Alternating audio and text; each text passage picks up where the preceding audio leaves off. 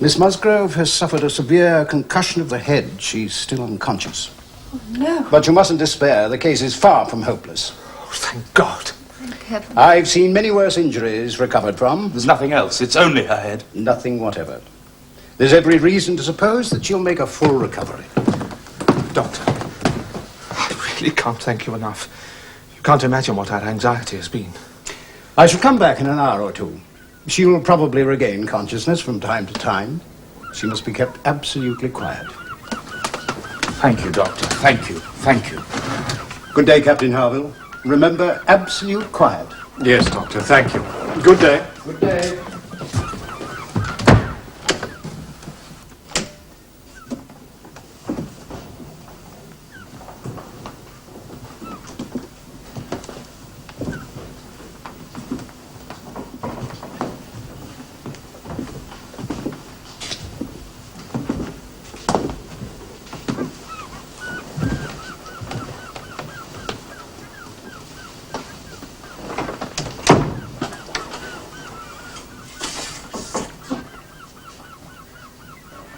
Well, thank God for that.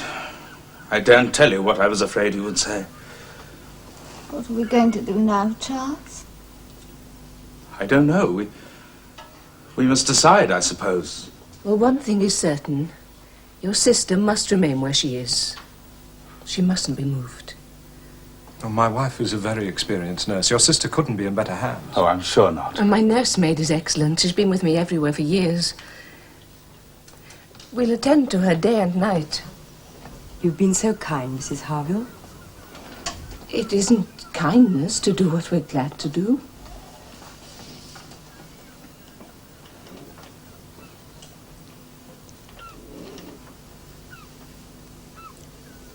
I think I'll just go up and sit in Louisa's room.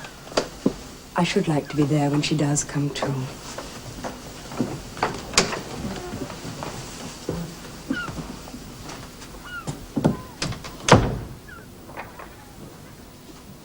Very sorry to involve you in our troubles, Mrs. Harville.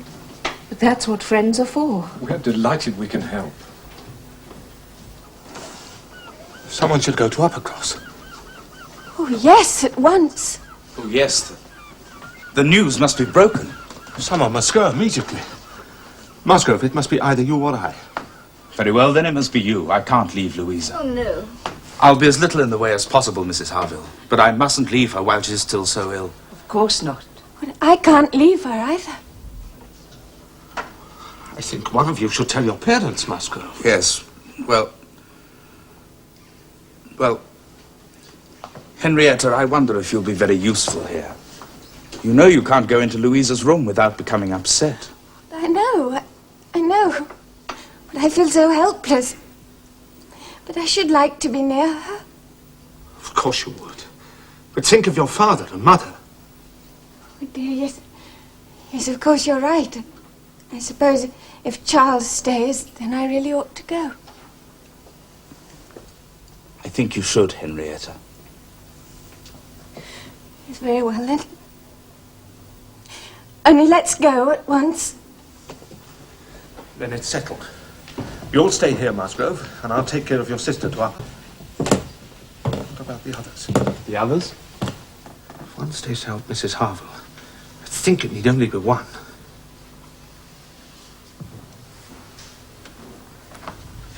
Mrs. Musgrove, you'll want to get back to your children, of course. My children, yes. But if Anne will stay, no one so proper, so capable as Anne. Oh, I agree, absolutely. Anne must stay. Yes, of course she must.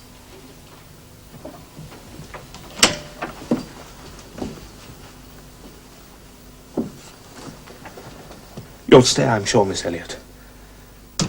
You'll stay and nurse her? I should like to very much. It was what I was hoping I should be allowed to do.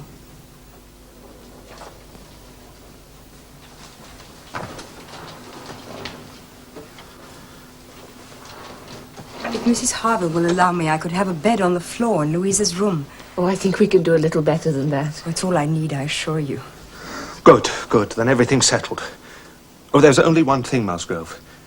It may be a good thing that your parents will be forewarned by our failure to get back in time. Yes? We should try not to alarm them still more by taking too long on the road. Don't you think it would be better if I took a chaise from the inn? Your father's coach is rather slow. Oh, yes, capital idea. Yes, and then we can send the carriage home early tomorrow morning with the news of how Louisa spent the night. Excellent. I'll go and see to it at once. Oh, perhaps to save time, Mrs. Musgrove and Henrietta can join me at the inn. Oh, yes, of course. We won't be long. What? 10 minutes, and we can be off.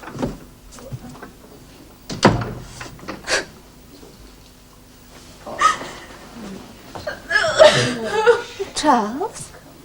Charles, what is this? I don't think I quite understand the arrangements. You and Henrietta are going home with Captain Wentworth, Mary. Anne and I are staying here. Anne's staying here? Why, Anne? Because we think she's the most useful person to be with Louisa. Well, more useful than I am. Well, that's not very just, Charles. Well, Anne is nothing to Louisa, and I am her sister. Mary, that has nothing to do with it. Oh, indeed it does. Well, if Henrietta can't stay, then clearly I must. And you can't expect me without you. But my dear, the children. Oh, Charles, they'll be quite all right without me for a night. But you said only a moment ago. No, I shall stay here, Charles. Mary, you're being very difficult. No, I'm not. It's you who's being difficult. I ought to stay here. You should have realized that. Oh, do please make up your minds. Captain Wentworth will be waiting for us. Well, my mind is made up. I shall stay here. Well, Anne can go if somebody must. Mary, are you sure you want to stay? I would like to nurse Louisa if I can. But I have a right to be here and you don't, which settles the matter. You'd better go, Anne. I see. Very well. But we must go. I'll walk you to the inn. I'll come with you. I have to get myself a room.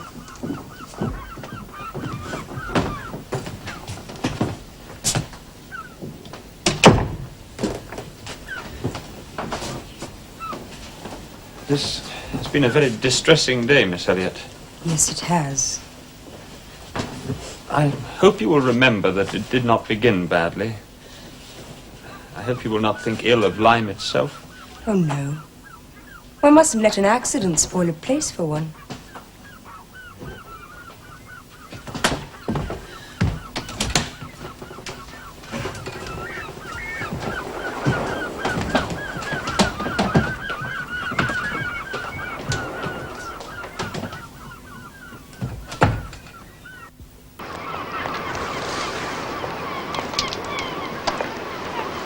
Where's Mrs. Musgrove? She's going to stay instead of Anne. What? But we agreed. We decided to alter the plan. But Miss Elliot is such a very good nurse. I know, but It seems extremely strange. we decided it would be more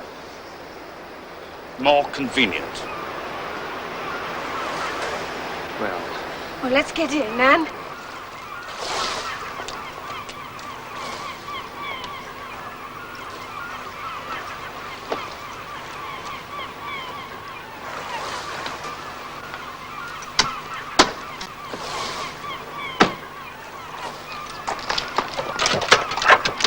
Go as fast as you can.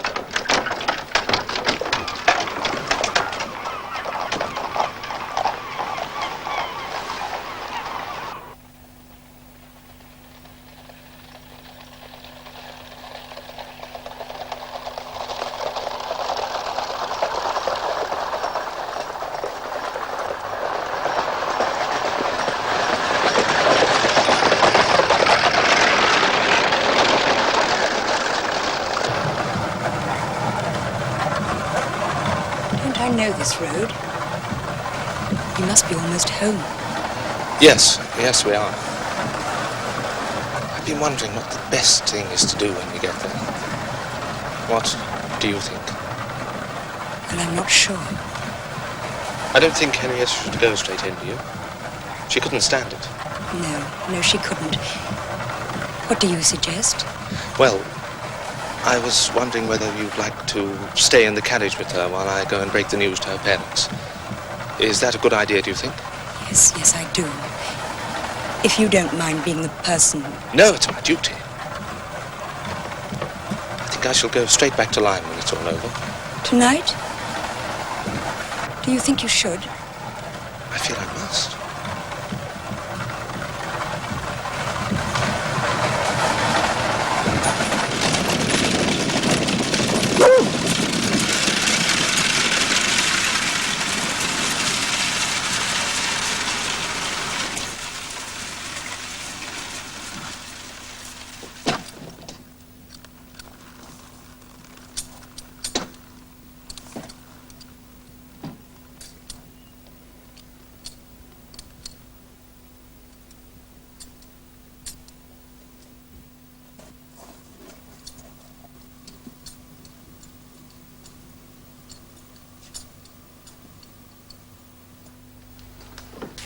This is a great pleasure, Lady Russell. Miss Elliot. Mrs. Croft, I wonder, have you heard anything new from Lyme? Only that Louisa is slowly improving. Isn't that good? When did you last hear?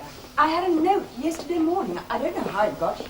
Oh, I expect Frederick brought it. That's my brother, Captain Lady Russell. I believe you've met him. Yes. He was here yesterday, very briefly, and then he went back to Lyme again. He asked after you most particularly, Miss Elliot. Oh. Yes, indeed. He says Miss Elliot was superb in the crisis, Lady Russell. I only wish I had been. And he hopes you're none the worse for all your exertions. But I did so little. That's not what he says. Indeed, it's not. Well, Charles and Mary will be home tomorrow. They will tell us how things are. It all seems to have been a most deplorable business. Most deplorable. Of course, Louisa was always a very imprudent girl. It's a new sort of way for a young fellow to be making love by breaking his mistress's head, isn't it, Miss Elliot? This is, breaking her head and giving her plaster, truly. I simply can't imagine what Frederick thought he was doing. I can only conclude he wasn't thinking at all. Yeah, a very bad business. Oh, but Miss Elliot, this must be a very bad moment for you, coming and finding us here. Oh, not at all, sir, I assure you. I declare I didn't remember before, but it must be very bad. I don't mind, really. Now, don't stand on ceremony. Get up and go over the whole house if you want to. Another time, sir, thank you, not now. Oh, well, whenever it suits you. You can slip in from the shrubbery at any time. You'll find we keep our umbrellas hanging up by that door there. It's a good place, isn't it? Yes, very good. Oh, but Miss Elliot won't think so. You always kept your umbrellas in the butler's room. Yes, we did. Aye. So it always is, I believe. One man's ways may be as good as another's, but we all think our own the best. Quite. So you must judge for yourself whether you'd rather go round the house or not. It's very kind of you, sir, but I think I'd prefer not to today. Miss Elliot, when will you be joining your father and sister in Bath? The day after tomorrow. Until then, I'm staying with Lady Russell. Oh, very nice. Well, it is for me. We've made very few changes, you know, Miss Elliot, very few. I think we told you about the laundry door. Yes, you did. That's been a very great improvement. Indeed, it was a wonder how any family on earth could have borne with the inconvenient way it opened for so long. Well, I expect we were used to it. You'll tell your father what we've done? Certainly. And that Mr. Shepherd thinks it's the greatest improvement the house has ever seen? Indeed, I must do ourselves the justice of saying that the very few alterations that we made have all very much for the better. I'm sure they have. My wife should have the credit of them, really. Oh, no. I've done very little myself, except for sending away some of the large looking-glasses from what was your father's dressing room. Well, there were a great many. He's a very good man and very much the gentleman, I'm sure. But I should think, Miss Elliot, I should think that your father must be rather a dressy man for his time of life. Well... So many looking-glasses. Oh, Lord. There was no getting away from oneself. So I got Sophie to lend me a hand, and we soon shifted their quarters. I hope you are quite comfortable now. Oh, I'm very snug now, with my little shaving glass in one corner. Another great thing I never go near. The Admiral's used to smaller quarters at sea, you understand, Lady Russell. Of course. Oh, but we settled here quite to our liking, with no fault to find. None at all. The breakfast room chimney smokes a little, I grant you. But that's only when the wind's due north and blows hard, which isn't likely to happen more than 3 times a winter. And there's no need to mention it, my dear. No. No, of course not. Taking it all together, now that we've been in most of the houses hereabouts and can judge, there's nowhere we like better than Kellynch Hall. Pray tell your good father that, Miss Elliot, with my compliments. He'll be glad to hear it, I'm sure. There was always so much going on in Lyme, you know. Charles Hayter came over several times to see Henrietta. Yes, I saw no need for that myself. But there was always something to do. We walked to and fro from our lodgings to the Harvilles and back again. Oh, and I got books from the library. It's always having to change them. We went over to Charmouth one day. Yes, and I bathed. We went to church, of course. Oh, I'm glad to hear that. There are far more people to look at church in Lyme than here, you know. And of course we saw a great deal of Wentworth. Capital fellow. Yes, Anne. You know, he felt it was all his fault and was very distressed about it. Well, he's cheered up a little as Louisa's got better, but he's insisted on not seeing her in case it upsets her. Isn't it strange? Very strange. It's perfectly true, though. In fact, now he's left Lyme altogether for a few days. Benwick's still there, of course. But Wentworth's gone to visit his brother in Shropshire. Really? Yes, very strange behaviour. Did Anne tell you about our extraordinary meeting with Mr. Elliot, Lady Russell? Yes, she did. Remarkable. Oh, I wish I'd been there to see him. Oh, I'm very glad I was not. He is a man I have had no wish to see since he declined to be on friendly terms with the head of his family. Oh. Oh, then you haven't heard. Heard what? I had a letter from Elizabeth yesterday. Mr. Elliot is in Bath and has called on them 3 times already. Do you mean he wants to be reconciled with your father? Apparently. Isn't it exciting? He's changed completely, it seems. It's very surprising, if it's true. Oh, but it is. You still not want to see him? Well, if he's really sought your father out to be reconciled with him, then yes. I should like to see him very much indeed. And you too, Anne, I'm sure. Well, I'd certainly rather see Mr. Elliot than a great many other people in Bath. Oh, I do wish we were coming with you. When are you leaving? Tomorrow. Well, I hope you enjoy yourselves. I prefer the country myself. Oh, yes, you would.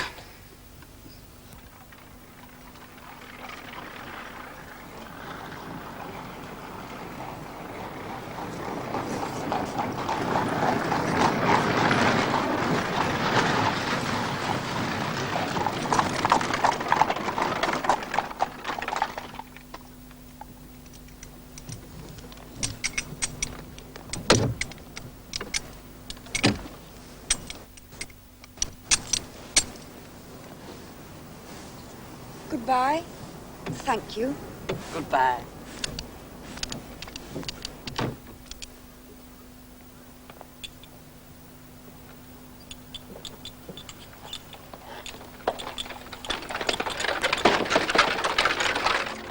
Oh, this is the best house in Camden Place, Anne, there's no doubt about it.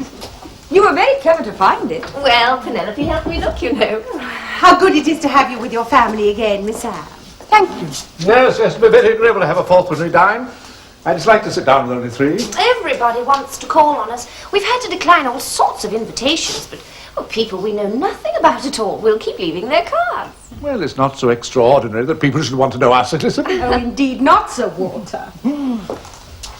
I dare say we're much missed in the country, Anne. Well, everyone's been so concerned about Louisa Musgrove, you know. Yes, you did tell us. How are Charles and Mary and the children? They're all very well. They send you their best wishes. How kind. Oh, Anne, do look. Isn't it spacious? Very. They're the best drawing rooms we've seen in the whole of Bath. And look how they're furnished. They're beautiful, Elizabeth. Beautiful. Yes, yes, we're quite pleased. I dare say you've heard about how we met Mr. Elliot, Anne, my heir. Oh, yes, Mary told me. Oh, we like him so much. He's been here about a fortnight now. He was here for 24 hours in November, as a matter of fact. That's when he found out we were here. Of course, he didn't have time to call then. Oh, of course not. But we see a great deal of him now, Anne. Everything is forgiven and forgotten. But what about his marriage? Well, we haven't spoken directly to him about it, of course, but, well, a great friend of his, Colonel Wallace, has explained everything. A highly respectable man, Colonel Wallace, and not ill-looking. Fine military figure. Oh, he's sandy-haired, I'm sorry to say. Oh, he's a perfect gentleman. He lives in Marlborough Buildings in very good style. He particularly asked Mr. Elliot if he might be introduced to us. Oh? Yes, and then he explained the whole story. Mr. Elliot's wife was not from any good family, it's true, but it seems she was very well educated and accomplished, and very much in love with him. Yes, there was the charm, you see. She sought him, and I'm assured she was a very fine-looking woman. With a large fortune. Oh, not that her money had tempted him, of course. No, she was in love with him. That explains everything. Does it? Well, it's certainly an extenuation, Anne. It explains a great deal. Oh, he's called here so often. We asked him to dine one evening. He was delighted by that. We don't usually give dinner parties, you know. No? No. That's why he was so particularly pleased to be asked. He really does value his connection with us immensely. Oh, yes, Miss Elliot. He values it very highly indeed. I saw him at Lyme, you know, without realizing who he was. Oh, yes, you did mention it. Perhaps it was him. I really don't know. It might have been him, I suppose. Oh, yes, it was. There's no doubt about it. Well, perhaps. He has a very gentlemanly appearance. A great air of elegance and fashion. Good-shaped face. A sensible eye. But I'm sorry to say he's very much underhung about the jaw. Even more so than when we last saw him. Dear me. Yes, I can't pretend that 10 years haven't altered almost every one of his features for the worse. Mr. Elliot thought your father hadn't changed at all, Miss Anne. Yes, he did. I was embarrassed not to be able to return the compliment.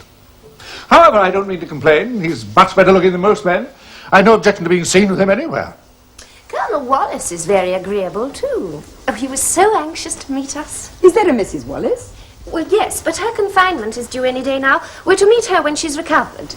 Mr. Elliot says she's a most charming woman. And extremely pretty. Even beautiful. Oh, I long to see her. She may make up for the great many plain faces I'm continually passing in the streets. Are they so very bad, Father?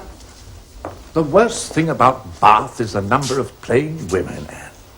Oh, I don't mean there are no pretty ones, of course. But the number of plain ones is out of all proportion. I hope the men are better. The men? Oh, they're infinitely worse.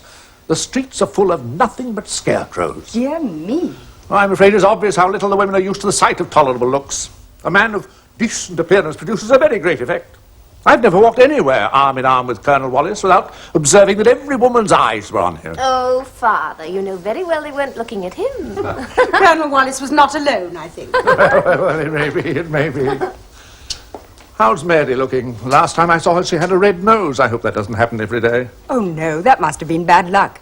She's been looking very well since you left. If I thought it wouldn't tempt her to go out in sharp winds and go coarse, I'd send her a new hat and pelisse. Well, perhaps a gown wouldn't be quite so dangerous, Father.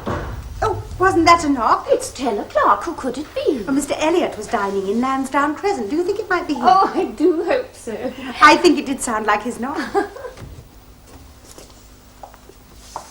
Mr. Elliot. Good evening, Sir Walter. Good evening, sir. Good evening. Miss Elliot, I'm sorry to call on you at such an unusual hour, but I couldn't pass by without making quite sure that neither you nor your friend caught cold yesterday. It was so very wet.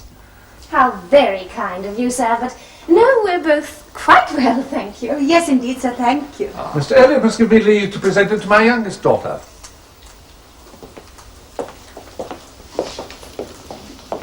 How do you do, sir? But I know her already, Sir Walter, in all but name. Surely you were at Lyme this autumn? Yes, I was. Then I must beg you to accept me as an old acquaintance. Oh, so it was Mr. Elliot you saw, Anne. What? Did you know who I was? Not until after you'd gone, I'm afraid. Well, what an extraordinary coincidence. We were at the same inn, Sir Walter, without either of us knowing it. Very unusual. And to make it stranger still, the evening of the day I saw you in Lyme, I learned here in Bath that your father and sister had settled here. Well, that is odd, I must say. I do regret missing the chance to pay my respects to you. Oh, and my other sister, Mrs. Musgrove, was there too. We'd all come over from Uppercross. Oh, I knew you were a party. I spent a solitary evening in the next room listening to you all. You sounded very merry. I thought you must be the most delightful people in the world.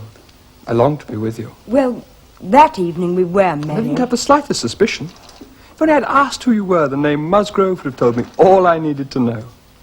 But you said you were merry that evening. I hope nothing happened to make you anything else. Oh, yes, I'm afraid it did. Louisa Musgrove fell down some steps on the cob. She's still not fully recovered. Dreadful. Oh, Anne, Mr. Elliot doesn't want to hear about Louisa's accident. Tell us about your dinner party. Who was there? You must tell me about it some other time. I can see that I must play the gossip now.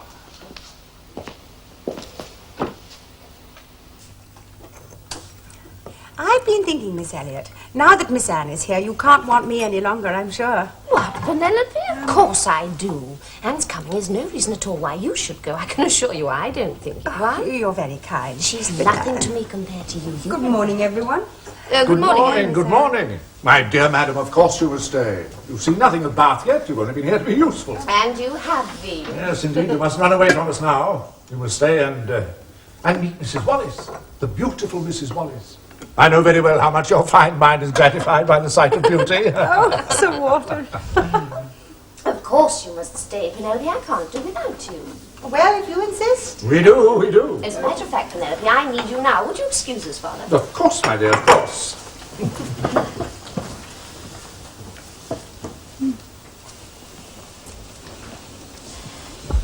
And you're looking much better. Altogether less thin.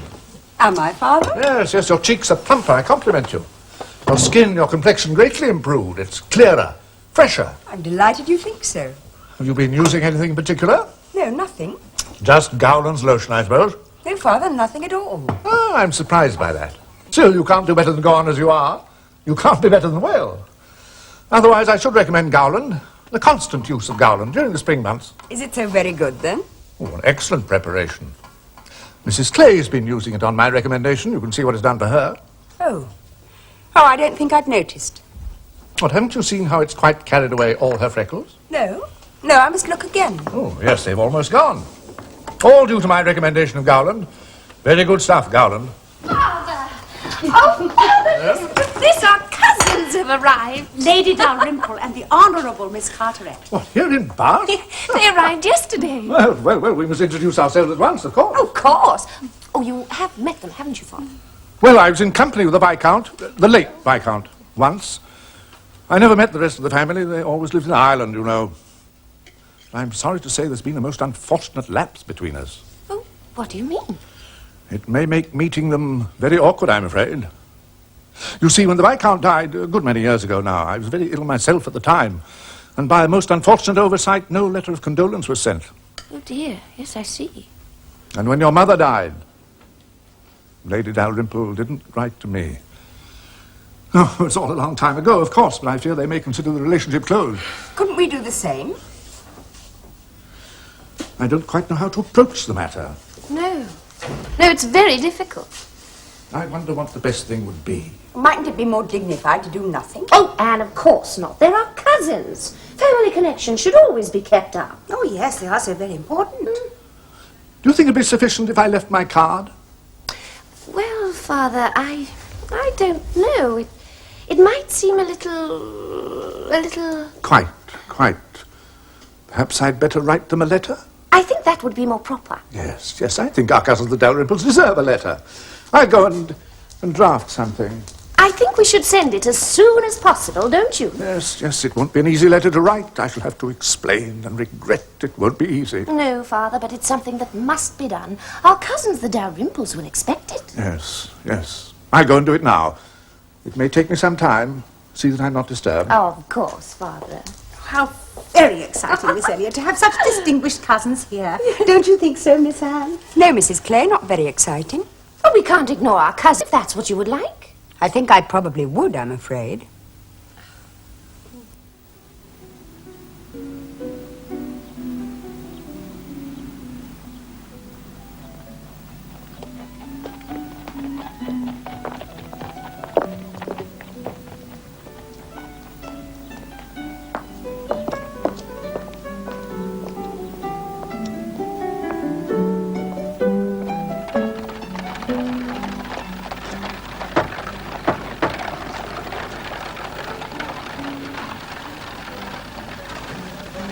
Does Mrs. Smith live here?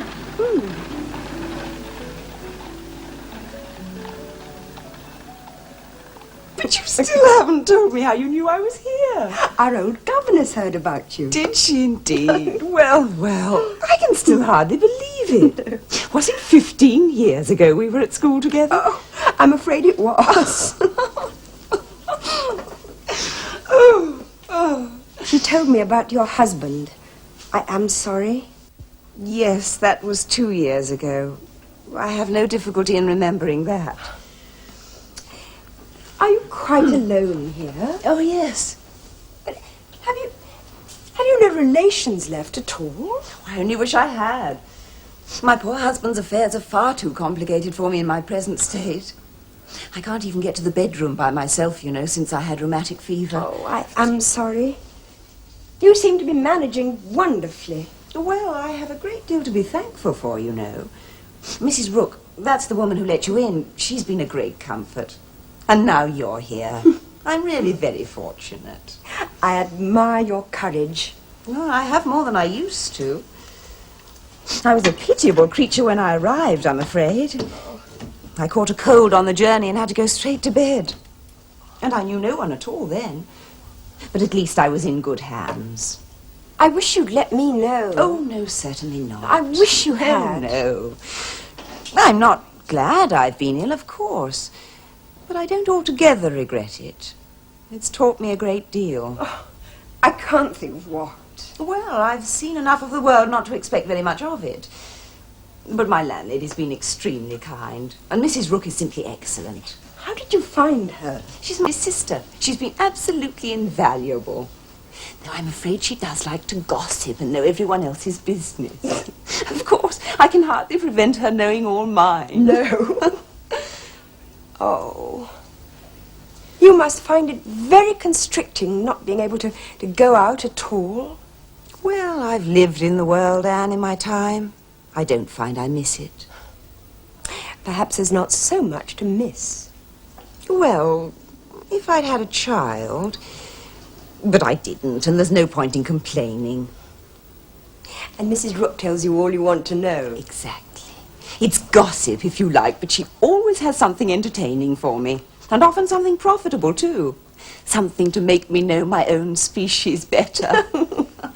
Well, that's the best justification for gossip there is. Oh, I like to know what's going on. To be au fait with the latest ways of being trifling and silly. Though I'm afraid it'll only be the trifling and silly she'll find for me in her new post. Oh? Where's she going? To a Mrs. Wallace in Marlborough Buildings.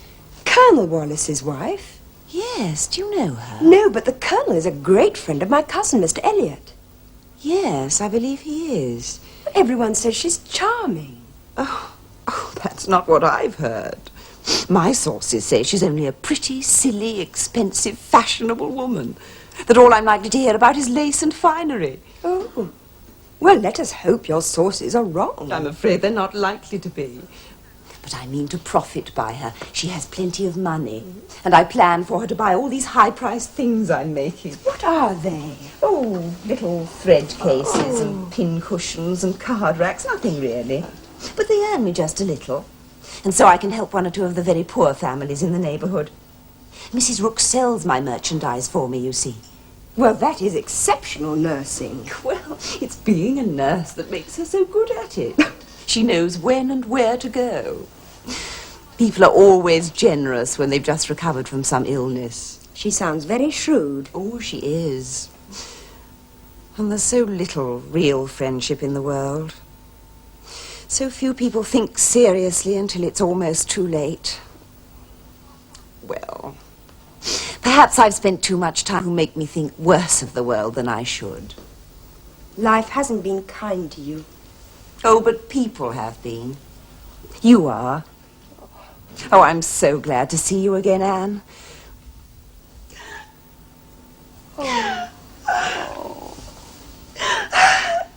Well, Father, I call that handsome of Lady Dalrymple. Very handsome indeed. Don't you, Mr. Elliot? Yes, I do. It's a very generous gesture. May I see the letter again, Father? Lady Dalrymple is very much honoured and will be happy in your acquaintance. Happy, she says. Her handwriting's very poor.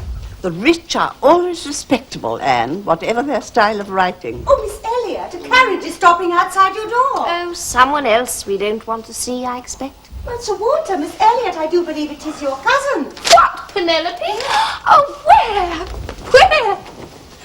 Yes, it is. She's leaving her card. Oh, yes. Well, that's only proper. I left mine in Laura Place. Naturally, our cousins wish to return the compliment.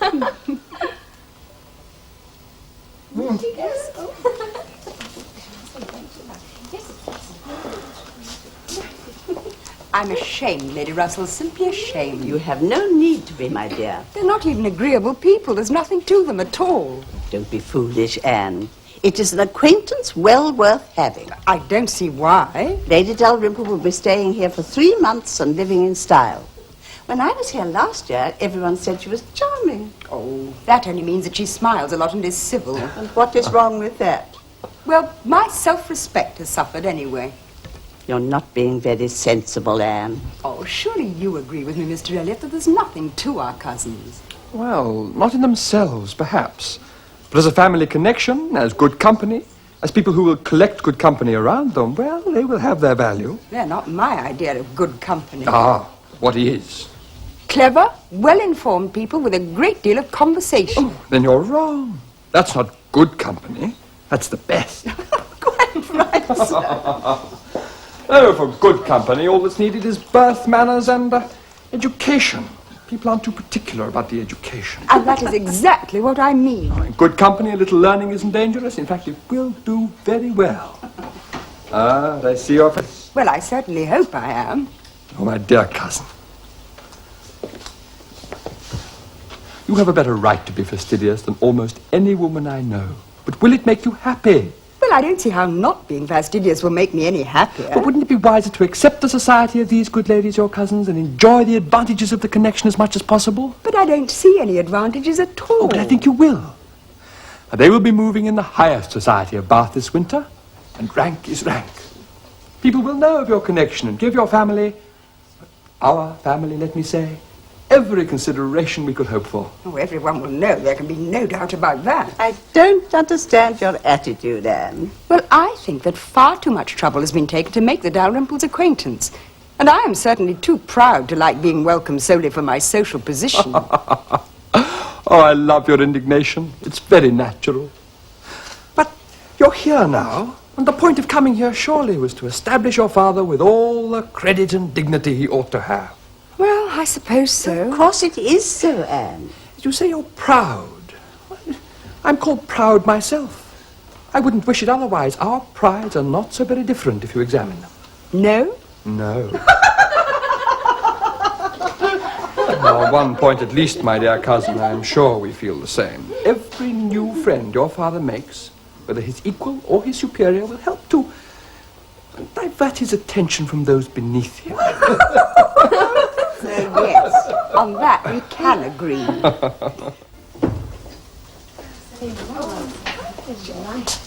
What, Anne, reading? What's the use of that? You'll only spoil your eyes. You should come with us, your cousins, the Dalrymples. Yes, they asked after you. Oh, how kind. How are they? Not very well. Lady Dalrymple has a cold. Oh, I'm sorry. But they've asked us to go there again this evening. We've accepted, of course. Oh, I'm afraid that I can't go. What? Why not? I've arranged to spend this evening with an old school friend. What old school friend? Where does she live? In Westgate Buildings. Westgate Buildings? And whom is Miss Anne Elliot to be visiting at Westgate Buildings? Well, she was a Miss Hamilton. Now she's Mrs. Smith. She's a widow. A widow, Mrs. Smith. And who was her husband? Well, Mr. Smith. Ha! One of the 5,000 Mr. Smiths whose name one sees everywhere, I suppose. What's attractive about this widow, Mrs. Smith? She's a very old friend and she's not at all well. Oh, so her attraction is that she's old and sickly, is it? Really, Anne? Upon my word, Miss Anne Elliot, you have the most extraordinary taste. Everything that revolts other people. Low company, paltry rooms, foul air, disgusting associations you seem to find inviting. Father, I have made the engagement. Well, surely you could put this old lady off until tomorrow. She's not so near her end, I presume, that she can't hope to see another day. How old is she? 40? No, she is not yet 31. And I cannot put it off because this evening is the only one that suits us both. Oh, she's so very busy then, in spite of her illness. She is going to the warm bath tomorrow, and as you know, we're engaged for the rest of the week. What does Lady Russell think of this acquaintance, I wonder? She sees nothing wrong in it. Indeed, she approves. In fact, it is she who has generally taken me there. Indeed. Well, you've certainly kept this friend of yours secret. Perhaps we should be grateful. Westgate Buildings must have been rather surprised to see a carriage drawn up to its pavement. Sir Henry Russell's widow, of course, has no honours to distinguish her arms. Still, it's a handsome equipage. Oh, well, Father. Well, it's well known to convey a Miss Elliot in any case. I don't expect so, Father. Of course it is, Anne. The widow, Mrs. Smith, lodging at Westgate Buildings. A poor widow barely able to live between 30 and 40. A mere Mrs. Smith, an everyday Mrs. Smith. Of all people and all names in the world to be the chosen friend of Miss Anne Elliot. Yes, Father, that is what she is. Preferred by her to her own family connections amongst the nobility of England and Ireland. Mrs. Smith, what a name. Yes, what is it? A letter for Miss Anne, sir. For me? With the compliments of Admiral and Mrs. Croft, miss. Oh, thank you. Eh, what's that? The Crofts arrived in Bath. The Crofts of Rent-Kellynch. What have they brought you? A letter from Mary, sir. Oh, how nice. Ah, letters are very convenient passports. They secure an introduction. Quite, Father. Though I'd have visited Admiral Croft anyway, I know what's due to my tenant. And what is the news of Mrs. Charles and her two fine little boys, Miss Anne? Well, she says they had a very dull Christmas. How is Mary? And pray, what brings the Crofts to Bath? Well, they've come for the Admiral. They think he's gouty. Ha! Gout and decrepitude, poor old gentleman. Well, do they know anyone here? I imagine the Admiral has many friends, don't you? I suspect that Admiral Croft will be best known in Bath as the man who rents Kellynch Hall. Oh, undoubtedly, Sir Walter. How many horses did he travel with? Oh, I don't know. Oh. Do you think we might venture to present them to Lady Dalrymple, Elizabeth? Oh, no, Father, I think not. We must be very careful not to introduce our cousins to anyone they might not approve of. Oh, quite. If we weren't related, it would be different, but we are. Lady Dalrymple might feel scrupulous about anyone she'd met through us. Now, I think we should leave the Crofts to find their own level. Yes, yes. There are several odd-looking men walking about here who, I'm told, are sailors. Let the Crofts associate with them. Oh, quite. Oh, is there any news, Miss Anne? Not unless it is in the postscript. I've never been so astonished in my life. Well, it's certainly a surprise. Louise are engaged to Captain Benwick. No one ever suspected it at all. And Mr. Musgrove has given his consent. Captain Benwick is staying at Uppercross already. Well, and you told me Louisa was in love with Captain Wentworth. Yes, I know. Everyone thought so. And wasn't this Captain Benwick supposed to be inconsolable over the death of Miss Harville? Oh, well, I never quite believed that. But this is extraordinary. I can't think how it happened. Well, Louisa's so high-spirited, and Captain Benwick, well, he's thoughtful and sensitive. Well, Anne, I think it's time you followed Louisa's example and found a thoughtful, sensitive man for yourself. Oh, I would if I could. But who? You can hardly be unaware of Mr. Elliot's admiration for you. Mr. Elliot? But he's in mourning for his wife. Not for very much longer. And if you should feel disposed to accept him, it would be a most suitable match. Oh, no. But Mr. Elliot is very agreeable, and I think very highly of him in many respects, but we wouldn't suit each other. Well, you must know your own mind, of course. But I should be very pleased to see you as the future mistress of Kellynch, the future Lady Elliot. Lady Elliot? You would take your dear mother's place. Oh, no. No, I could never do that. Lady Elliot? Oh, no. No, I could never accept. What have you against him? I don't know. His past, perhaps. But, Anne, he's a changed man. Is he? We don't know that, do we? We can tell from the way he behaves. Oh, yes, his manners are perfect, but he's not open. He's too discreet. He never seems to feel strongly about anything. Discretion is usually thought to be a virtue. Yes, I know, but I like people who are frank and eager and open-hearted. Mr. Elliot never says a hasty word. I don't trust people who never do that. Well, Anne, I must say your attitude, I find it rather strange, my dear. Mr. Elliot is too agreeable. That's his trouble. He pleases everyone. Even Mrs. Clay.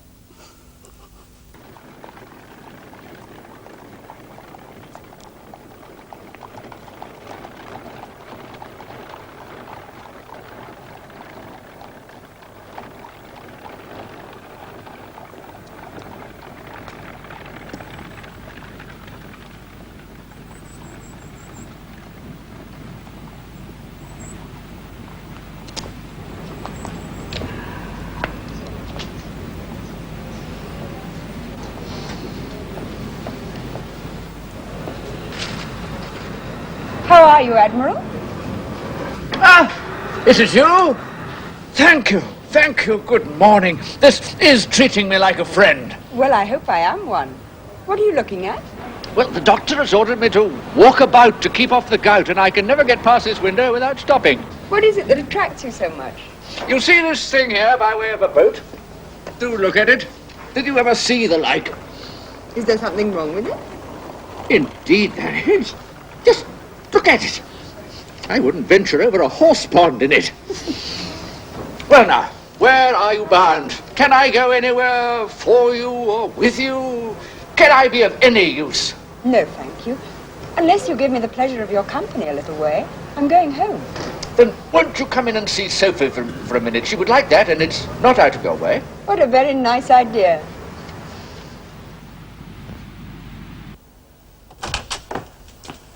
I'm so sorry, Sophie doesn't seem to be here. I could have sworn she said she wasn't going out this morning. Never mind. But you've heard the news about Benwick? Isn't it extraordinary? I was absolutely amazed. But of course he's a very pleasant young man. Well, there's nothing to be said against James Benwick. He's only a commander, of course. This peace at a bad time for getting on, but he's an excellent, good-hearted fellow and a very active, zealous officer, too, which you might not think from that soft sort of manner of his. Oh, no, I thought he was very agreeable. Well, well, ladies are the best judges, of course. But he's rather too piano for me. Sophie and I can't help thinking that Frederick's manners are better than his. Oh, I didn't mean to enter into any comparison between them, Admiral. Well, anyway, the thing is certainly true. It's not a mere bit of gossip. We have it from Frederick himself. Oh, I hope there is nothing in the letter to make you at all uneasy. What do you mean? Well, it did seem last autumn as though there was a very definite attachment between Louisa and him. Oh, indeed there did. I hope Captain Wentworth does not feel ill-used.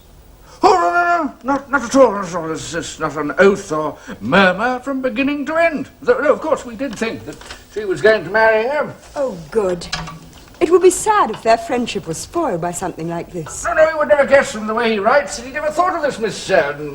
what's her name? Louisa. Louisa, yes, no, you would never guess that he'd ever thought of her for himself at all. No, he very handsomely hopes that they will be happy together. There's nothing unforgiving in that, I think.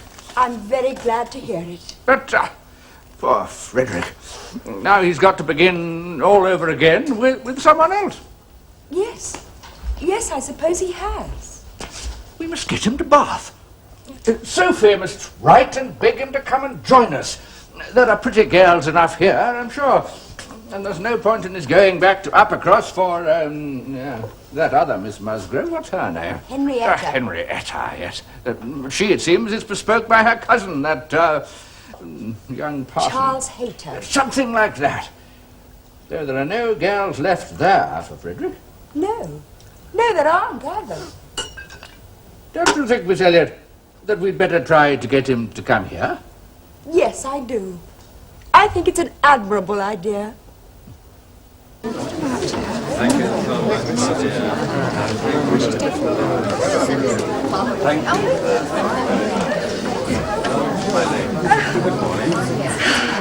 Well, I do hope we don't have to wait too long. Well, I don't see anyone we know. I expect it'll stop raining soon anyway. Do you? But the pavements will still be very wet. Oh, no.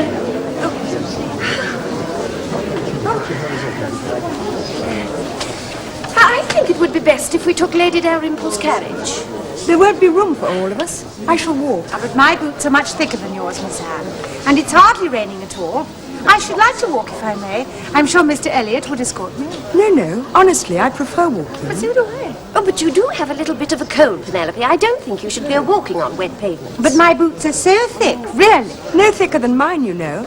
And I have no cold at all.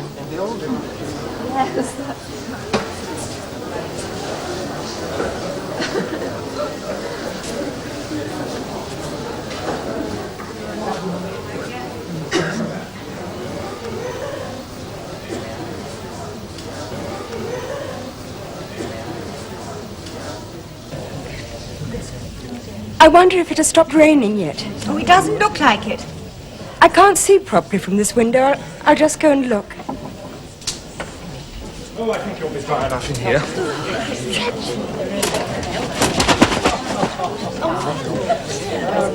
Miss Elliot. But of course I knew you were in Bath. Yes. Have you just arrived? Last night. How very good to see you again. So soon. Yes. I was just going to see if the rain had stopped. Oh, no, it hasn't. Not yet. Excuse me.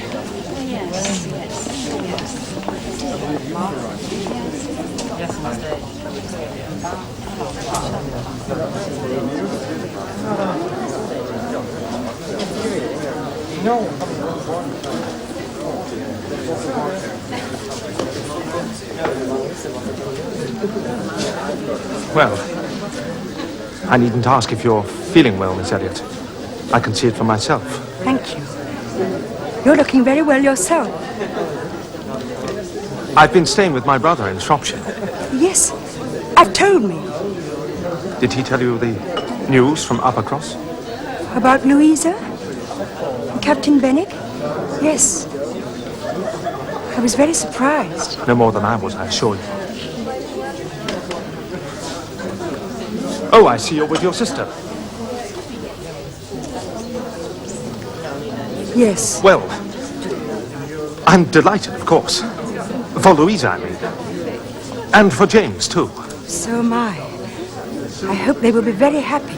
Yes, of course. So do I. Lady Dalrymple for Miss Elliot. Oh, I thought she'd never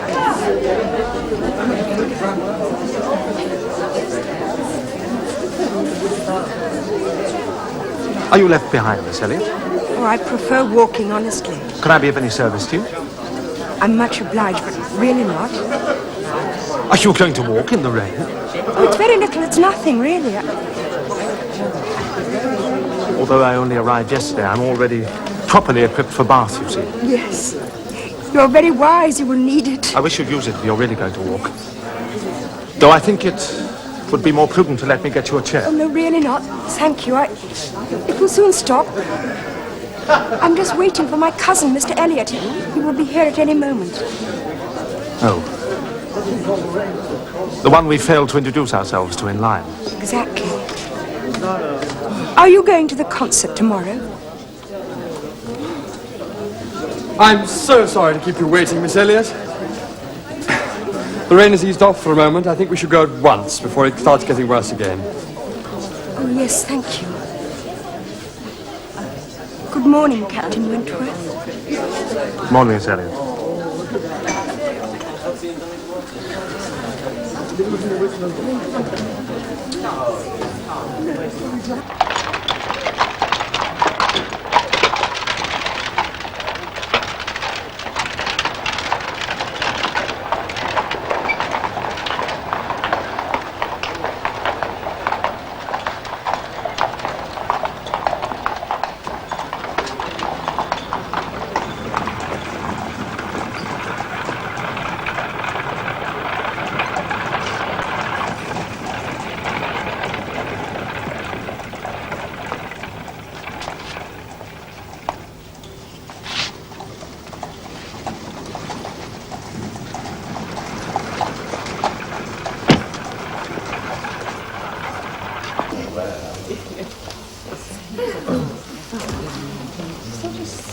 Well, we're in very good time, I think. Oh, but so what? You always are. I hope so.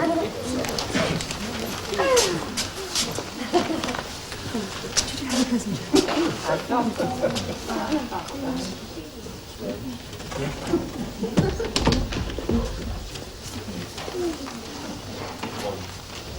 do you do, Captain Wentworth? Why, Miss Elliot. Good evening. The weather has been very sad since you arrived. Oh, I never let the weather bother me. Unless I'm at sea.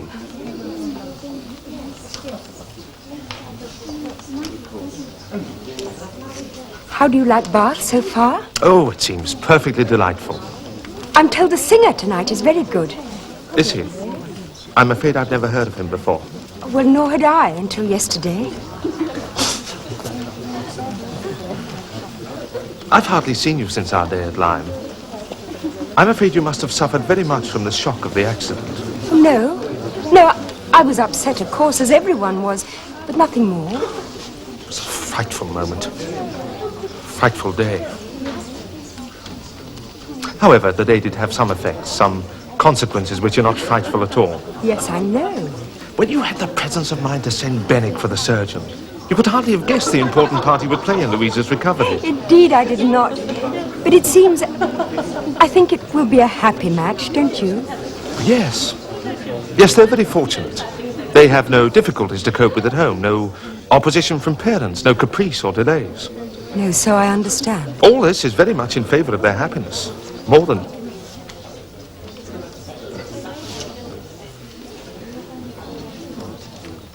But I must confess, I do think there's a great disparity there, between their minds, I mean. Well... Louise is a very amiable, sweet-tempered girl and not stupid. Benwick's something more. He's a clever man, a man of real feeling. Yes, I know. A man like that in his situation with a heart almost broken. Fanny Harville was a very superior woman, you know. And his attachment to her was an attachment indeed. So I have heard people say. Man does not recover from such a devotion to such a woman.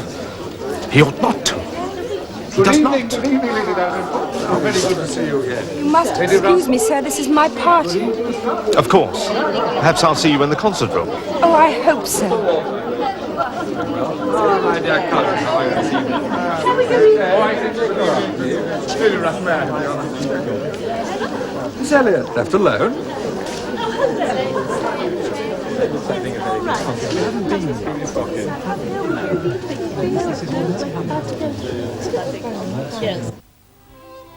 Ritorna mia bene in braccio ch'itama il pace quest'alma per sempre godrò il pace quest'alma per sempre godrò per sempre godrò per sempre godrò per sempre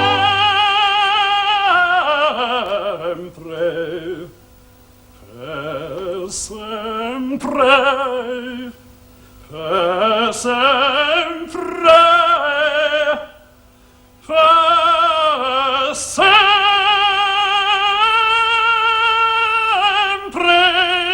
godrò.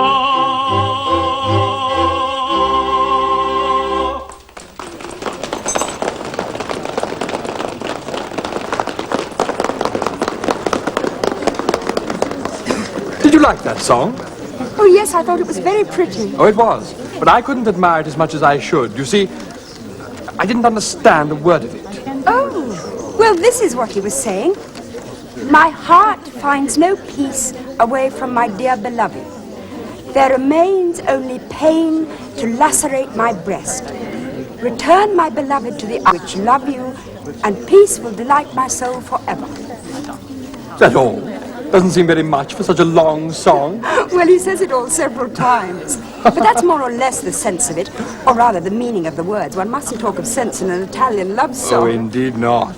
But that's as near to the meaning as I can give you. I don't pretend to understand the language. I'm a very poor Italian scholar. Oh, yes, I see you are. I see you know nothing of the matter at all. You only understand it well enough to translated sights, these inverted, transposed, curtailed Italian lines into clear, comprehensible, elegant English. Oh. You need say nothing more of your ignorance. That was complete proof. Well, I never refuse such polite kindness, sir, but I would be sorry to be examined by an expert. Oh, my dear cousin. I've not had the pleasure of visiting in Camden Place so often without finding out something about Miss Anne Elliot. And I must tell you, I think she is far too modest for the world in general and too highly accomplished for modesty to be natural in any other woman. For shame. This is too much flattery. Besides, perhaps I've known about you longer than you think. Oh? Well, how, pray? Unless you heard my family mention me, you cannot have known about me before I came to Bath. I heard about you by report long before that. I'd heard you described by an intimate friend. Oh? I know all about you for years. Looks, character, accomplishments, everything. But how? Who told you? Aha. Oh, you must tell me. Not now. Some other time, perhaps, but not now. That's not fair. No, the fairness is all on your side. You're making it all up. Perfectly true, I assure you. You can assure me as much as you like, but unless you say who told you these things, I shan't believe a word of it. You may believe it or not as you choose. Many years ago, I heard such description of you that I've wanted to meet you ever since.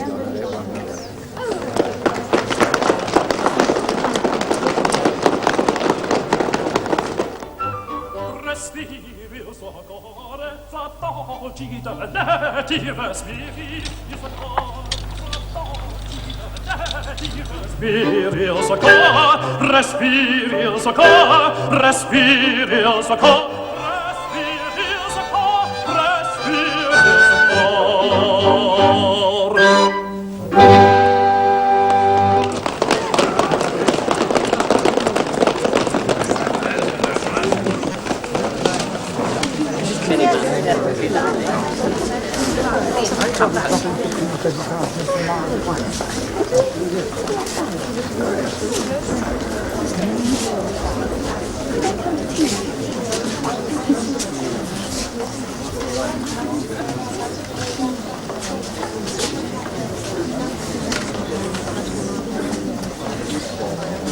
I hope you're enjoying the concert. Oh, very much. And you? I confess I'm a little disappointed. Oh, why? I'd hoped the singing would be better. Did you like the tenor, then? Not very much. To tell you the truth, I shall not be sorry when it's all over. Oh, that's too harsh. There's always some pleasure to be got from music. The orchestra is not bad, surely.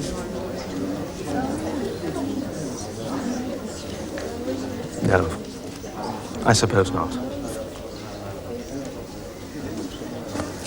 You're very good at finding reasons for enjoying things. Oh, I have so few opportunities of listening to good music. I'm not at all a good judge. Oh, you mustn't say that. It's true, I'm afraid. But however bad the performance, I always try to imagine how good it ought to be. I don't really listen properly at all. You're even cleverer than I thought. That means you listen twice at the same time. All I was trying to say was that even though you're probably quite right about the singer, I'm still enjoying the concert. Oh, you shame me. I must try to be imaginative like you. Then perhaps I shall enjoy everything. I beg your pardon, Miss Elliot. We must apply to you again to know what this next song is about. Mr. Elliot says you're so good at Italian. Let me see. It's another love song. Ah, it's more pain and grief, I suppose. I'm afraid so, yes. Sweet hope now returns to my soul and calm to my sad heart. You, dear damsel, who have put so much trust in me, I suppose, you will find one man faithful in love. Oh, it's a happy one, then. Yes, it seems to be. My heart is content with its dear object, which will shine forever in my breast. How charming. Is that all? Yes. Quite enough. Who could ask for more than content in the dear object of his heart? Thank you, my dear cousin. Yes, thank you. I must wish you good night, Marcella. Aren't you staying for the rest of the concert? No, I must be going. I must get home as soon as possible. But surely this next song is worth staying for? No. There is nothing worth staying for here. For me.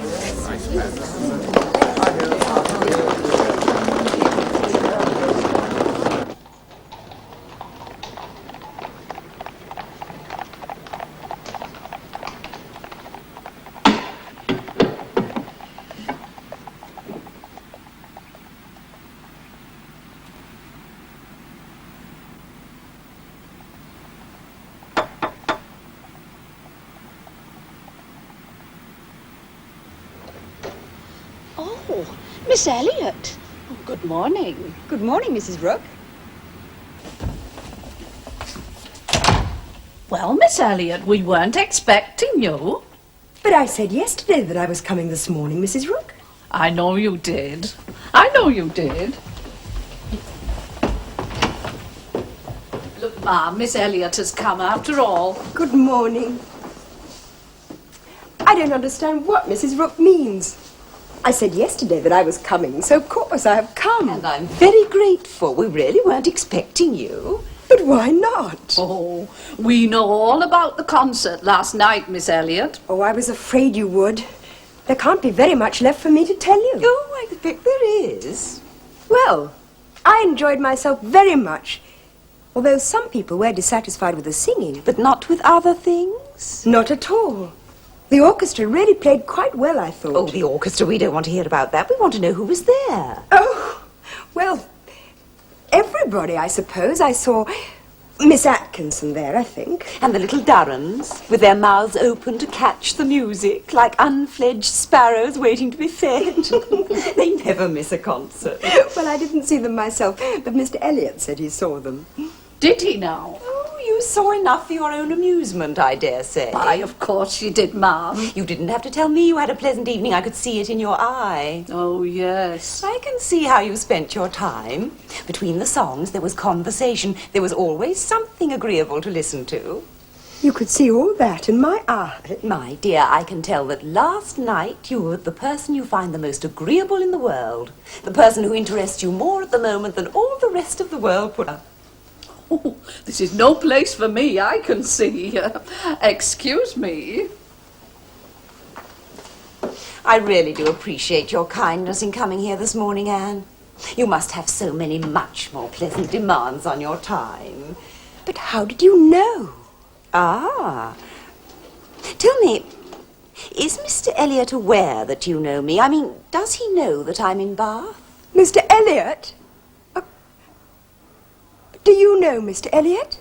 Well, I used to know him quite well, but it's a long time since we last met. You never told me. If you had, I would have talked to him about you. Well, to tell you the truth, that's exactly what I want you to do. Talk to him about me. He can be very useful to me, you see.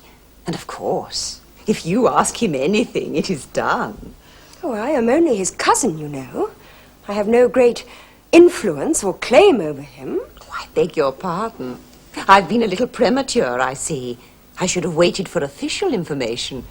But tell me, as an old friend, when may I speak? Next week? No, not next week, nor the week after. I am not going to marry Mr. Elliot. I should really rather like to know why you imagine I am. Well, all men are refused until they offer, of course. But Mr. Elliot has never even dreamed of offering. And if he ever does, I certainly shan't accept him, I assure you. No? No. It was not Mr. Elliot whose presence gave me so much. I simply can't understand whatever gave you such an idea. Well, it was Nurse Rook. She got it all from Mrs. Wallace, who seemed a very good authority. Well, I'm sorry to disappoint you, but Mrs. Wallace is quite wrong. Well?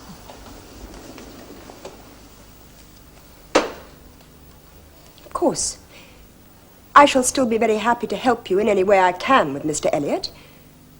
You said you've known him a long time. Yes, I have. Since before he was married? Yes. Well, do tell me what he was like then. Was he anything like he is now? Well, I haven't seen him for 3 years. I'm very sorry. I don't know what to do. I don't want to seem officious or mischief-making. You know I would never think that. I think you should know what Mr. Elliot is really like. What? He's a man without heart or conscience. He thinks of no one but himself. He has no feelings for other people whatever. Forgive me. Mr. Elliot was the intimate friend of my dear husband. He trusted and loved him and thought him as good as himself. Yes? Oh, yes. Mr. Elliot was poor in those days, but he always had a home with us when he wanted it. That must be About the time that he met my father and Elizabeth in London. He did something unworthy then. I don't know what it was, but he slighted my father at a time when my father was prepared to be perfectly kind to him. Oh, he wanted to be rich, to marry money, not wait to inherit it. He thought your father wanted him to marry Elizabeth, but that wouldn't give him his freedom. So he married... His wife was a very low woman, they say. Yes, but money was all he was after. Her father was a grazier, her grandfather a butcher, and he didn't mind. All he cared about was her fortune. As to the honour of his family, well, he used to say that if baronetcies were for sale, anyone could have his for £50. Arms, motto, name and livery included. I can give you full proof. You see that inlaid box on the desk there? Would you give it to me? Yes, of course.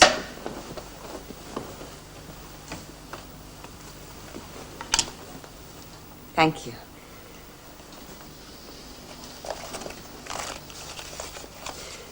This is the letter Mr. Elliot wrote to my poor husband before we were married. Here it is. You'd better read it yourself. Dear Smith, your kindness almost overpowers me. I wish nature had made such hearts as yours more common. At present, believe me, I have no need of your services, being in cash again. Oh, my husband lent him so much. Give me joy. I have got rid of Sir Walter and Miss Elliot. They have gone back to Kellynch and almost made me swear to visit them. This is quite true. We expected him, but he never came. Go on, Anne. But my first visit to Kellynch will be with a surveyor to tell me how I can bring it under the hammer to the best advantage. Oh, it's too much. There's more. The baronet is even worse than last year. I wish I had any name but Elliot. I am sick of it.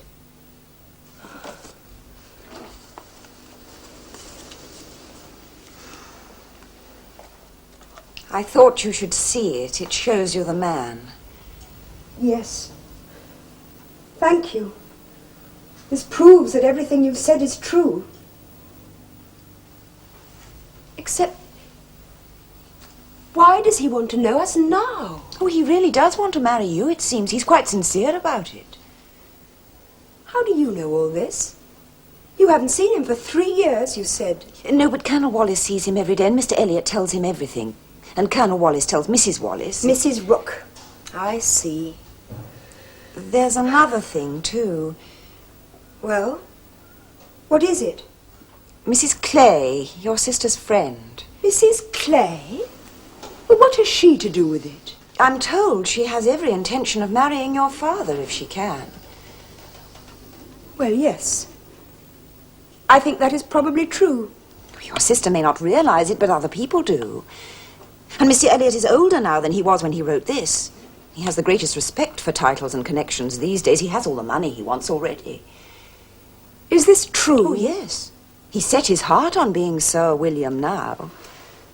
And of course, if your father marries again, well, Mr. Elliot may have to remain Mr. for the rest of his life. I see.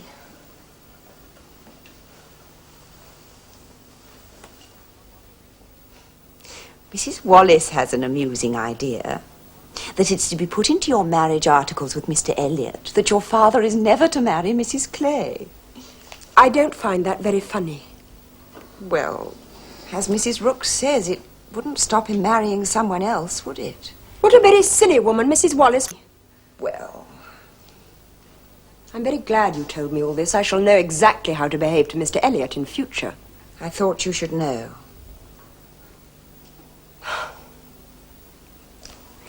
But you still haven't told me how I could help you. Oh, it's very simple.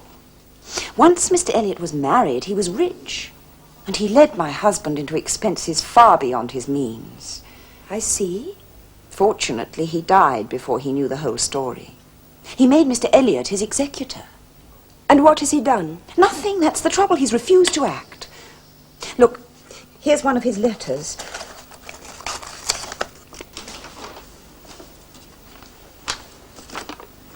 He refuses to help me at all, you see. That's his notion of gratitude.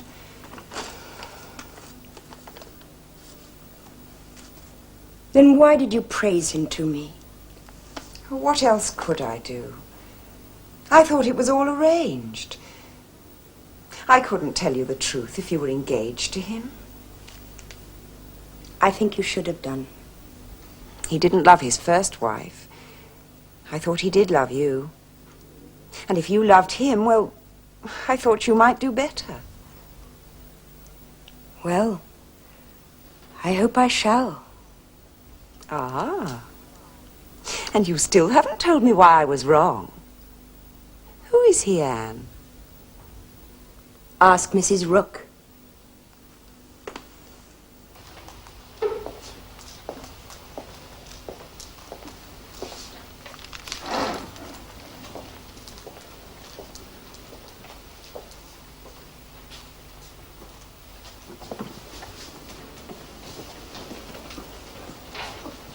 Can I do anything for you while I'm out, Elizabeth? Oh, are you going out too? Yes. Well, you might have said so earlier. You could have saved Penelope the trouble of going to Collett's for me, but it's too late now. She's gone. Well, I'm really only going to see Lady Russell. Can I give her any message? No. Just my love. And mine. Kindest regards. Say I'll call on her one day soon, won't you? I didn't know you were planning to call on her, Father. Why not? I shall only leave my card. Oh, I see. A morning visit isn't fair in a woman of her age who makes herself up so little. If only she'd wear some rouge, she wouldn't be afraid of being seen. Oh, is she afraid? Oh, yes. Last time I called, the blinds were lowered immediately. Oh, I wonder who that is. Mr. Elliot, I expect. He comes at all hours. Oh, Anne, you know perfectly well Mr. Elliot's gone to Thornbury Park. He won't be back in Bath till our party tomorrow evening. It's just someone else, I dare say, who wants to know us. And whom we don't want to know. Mr. and Mrs. Charles Musgrove. Oh, Mary! Wonderful. Mary! You weren't Mary. As well. No, we were not. Mary. How are you, sir? Very well indeed. And you, Elizabeth? Very well. Why didn't you tell us you were coming? There was no point in writing. Besides, we weren't sure we were coming or who was coming with us till the day before yesterday. Oh, so you're a party, are you? Well, Mrs. Musgrove, Henrietta, Captain Harville and us, if you can call that a party. We're here to buy wedding clothes for Henrietta and Louisa. I see. Where are you staying? At the White Hart. Oh, good. I was afraid... Well, we could hardly put you all up here, I'm afraid, much though we would have liked to, of course. Well, I wish you could, Elizabeth. Our drawing room at the inn isn't nearly so handsome as this. Well, I dare say not. This is only half of it, Mary. Do come and see the rest. Oh, dear. Bath. I never like it. But it's good to see you again, Anne. And you. But did you say that you had come to buy clothes for Henrietta and Louisa? Oh, yes. Then can Charles Hayter afford to marry? Yes, he has a temporary living. He and Henrietta will be getting married at about the same time as Louisa and James Benwick. Oh, how very nice. And where is the living? Is it anywhere near Uppercross? Not far, about 25 miles. Oh, I am glad this has happened.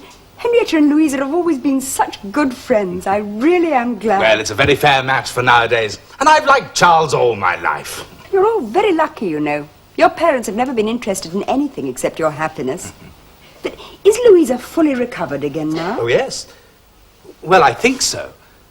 Well, she's recovered physically, I mean. But, well, she seems to have altered. Oh? Well, you remember how she used to run around and jump about and laugh and dance. Well, there's no more of that. If you so much as shut the door a little too hard, she starts and wriggles like a young dab chick in the water. Really? Yes, and Benwick sits there reading poetry to her and whispering things into her ear all day long. I don't know. Like that, I know. Oh, Benwick's a good fellow, really. As a matter of fact, I've got to know him better recently. We had a splendid set-to last Monday, rat hunting in my father's great barn. He did very well. What are you laughing at, Anne? Charles, have you ever seen such china? Oh, yes. Yes, very fine. Very fine indeed. And the mirrors. What a lot of mirrors. Yes, we're rather pleased with the house ourselves. Oh, I do wish we had a beautiful place like this, Charles. Oh, it's no bigger than Uppercross Cottage, really, is it? Charles. I do hope you can all come to our party tomorrow evening. Yes, Yes, Elizabeth, we'd love to. Happy to. I'm so glad. Our cousins, Lady Dalrymple and Miss Carteret, will be here. Oh, how exciting. I do so want to meet them. Isn't that exciting, Charles? Oh, yes, yes, very, very. Well, sir, we only came to let you know we were here. We really ought to be getting back now, if you'll excuse us. Of course, my boy, of course. Did you say that Mrs. Musgrove will be there too? Yes. Oh, I expect then so. may I come with you? I should so like to see her again. Capital. Come along, Mary. We'll see you and Elizabeth later then, sir. Indeed, indeed. Goodbye, Elizabeth. Goodbye, Elizabeth. Goodbye, sir. Goodbye, Charles. Well, I thought it best to ask them for an evening, Father, rather than to dinner. So few people give dinner parties here. Besides, they'll be meeting our cousin, Lady Dalrymple. Quite the widow of a viscount. That'll give them something to talk about when they get home. They'll boast about that at Uppercross, you may be sure. Exactly. I don't think we need do anything more for them, do you? No, certainly not. No. Yes, Miss Anne. The living came at just the right moment. I'm so happy for you, Henrietta. Oh, I know you are, Anne. Well, you've always been so understanding. Well, now you're going to have to spend your whole time with us. Well, you must tell us where to go and what to do and who to see, everything. I'll try. But the last time I bought wedding clothes for anyone was when Charles and Mary got married. What are you saying about me? Have you seen our view, Anne? We're just opposite the pump room. Look. Well, so you are. How very convenient. We can see the whole of fashionable Bath without stirring an inch. Here we are. Oh, Captain Wentworth, I'm so glad Charles managed to find you. Good morning, ma'am. Good morning. Miss Musgrove? Good morning, Captain Wentworth. How are you? Very well, thank you, ma'am. Good morning, Miss Elliot. Good morning, sir. Mrs. Musgrove, I must know, how is Louisa? Oh, quite recovered now, thank heavens. Thank heavens indeed. Well, I suppose you and Captain Wentworth must have seen a good deal of each other in Bath. Well, a little, yes. Yeah. Come back quickly. Why, what is it? Oh, there's Mrs. Clay standing under the colonnade. Mrs. Clay? Oh, your sister's friend. Yes. There's a gentleman with her. They just came round the corner from Bath Street. They seem very deep in talk. Oh? And you come and tell me who it is. Good heavens, I know who it is. It's our cousin, Mr. Elliot. Oh. Oh, no, it can't be Mary. Mr. Elliot left Bath this morning. But it is. Are you telling me I can't recognise the family features? Of course it's Mr. Elliot. And I'm sure you could tell us for certain. Yes, come and see for yourself, then. But quickly, they're parting. There.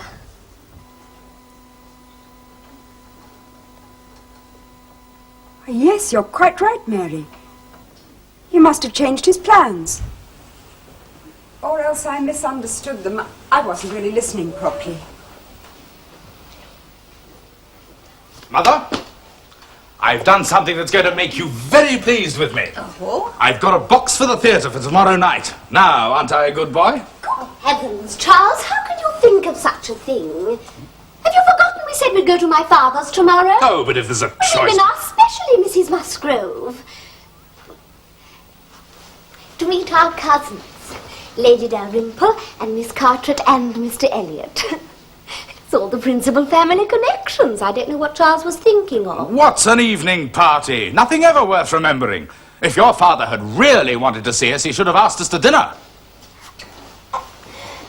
Mrs. Musgrove, I appeal to you. Yes, well, we better put the play off, Charles. There. You better change the box to Tuesday. We don't want to be divided. And if there's a party at her father's tonight, Miss Anne won't be able to come to the play, will she? And I'm sure neither Henrietta nor I would like it if Miss Anne wasn't there. You're very kind, Mum. If I were free to choose for myself, I'd much rather go to the theatre. I don't really like evening parties. But as Mary seems so anxious... Thank you. Well, I'll get you all another box for Tuesday. But I shall still go to the theatre tomorrow night myself. Charles, you will not. Oh, I most certainly shall. No. Mary, I do believe Charles may be teasing you. Oh, Charles, you are. You're so gullible, Mary. You believe anything.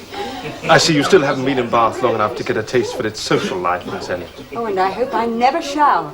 Parties mean nothing to me, usually. I don't play cards, you know. No. No. You never did, I remember now. Used not to like cards. But time makes many changes. It is a long time indeed. 8.5 years is a long time.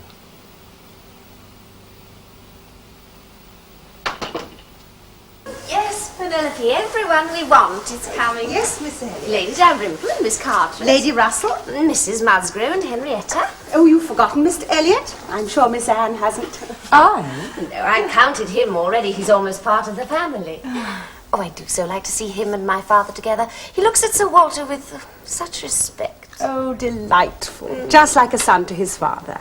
Oh, dear Miss Elliot, may I not say a son to his father? Oh, Penelope, if you will have such ideas. Oh, Mrs. Clay, I was so surprised this morning. I thought Mr. Elliot was at Thornbury, but I could have sworn that I saw him with you. Yeah, oh dear, very true. What's this, Penelope? I meant to tell you, Miss Elliot, I met him in Bath Street. I was never more astonished in my life. He turned back and he walked with me to the pump room. Oh. Well, what made him change his plans? Oh, something or other stopped him getting off when he meant to. I forget what. I was in a hurry and not paying much attention. Besides, all he talked about was getting back in time for your party. Oh, did he? Yes, he was most anxious to know how early he could come tomorrow. He was full of tomorrow. Well, but why didn't you tell me this before, Penelope? I was so full of tomorrow myself that I forgot all about it. Oh, good morning, Miss Anne. Good morning, Mrs. Musgrove. Good morning, Mum. Good morning. Good morning. Good morning. Morning. Mary and Henrietta will be back in a moment. Do sit down, my dear. There'll only be a moment. I'll write that letter now, Mother. Well, ma'am, then Mr. and my brother Hayter met again to talk it all over, you see, and the young people would not be denied. Well, I can understand that. After all, Mr. Hayter isn't so very young, is he? Oh, they were quite wild about it, you know, and we thought it'd be better than a long engagement. That's just what I was going to say. It's good for young people to have to struggle a little together on a small income. Much better than a long engagement. Oh, my dear Mrs. Croft, there is nothing I abominate more than a long engagement. Look at this, Miss Elliot. What is it? A portrait. Do you know who that is? It's Captain Benwick. Right, so you can guess who it's for. Louisa? Naturally. But it wasn't done for her. Oh? No, Benwick met some clever young German at the Cape. Sat to him for my poor sister. She wanted a picture of him, you see. Yes, of course. Do you know what he wants me to do now? Get it set properly for Louisa. I'm really rather shocked that he should be so insensitive. Yes, well, I'm not sorry to hand the task over to someone else, I can tell you. Wentworth's writing about it now. Oh, I see. Poor Fanny. She wouldn't have forgotten him so soon. No, I can well believe that. No, it wasn't in her nature. She doted on him, you know. It wouldn't be in the nature of any woman who truly loved. Do you claim so much for your sex? Oh, certainly. We don't forget men as soon as you forget us. Hmm. We can't help ourselves. We live at home, quiet and confined. We have so much time to let our feelings prey on us. Do you imagine men's feelings don't prey on them? Oh, but men are always doing things. You have your professions and occupations. There's always some business or other to take you back again into the world at once. No, your feelings aren't as strong as ours. Well, I believe the opposite. I believe there's a real correspondence between our minds and our bodies. Just as men have stronger bodies than women, so they have stronger feelings too. Ah, then if our bodies are weaker, you must grant that our feelings are tenderer. They're more susceptible. Perhaps. No, there's no question about it. You don't know what it is to feel like a woman, and it would be too much for you if you did. Too much? Oh, yes. Men have so many physical difficulties to struggle with in their lives. If they had to struggle, as we do, with feelings as well, it would be too much altogether. Well, we shall never agree, Oh, have you finished that letter, Wentworth? Not quite. Just a few lines more. I shall be done in 5 minutes. Well, there's no hurry on my side. I'm in very good anchorage here. We shall never agree, I'm afraid. Perhaps no man or woman ever could. Let me at least try to persuade you. All history's against you, you know.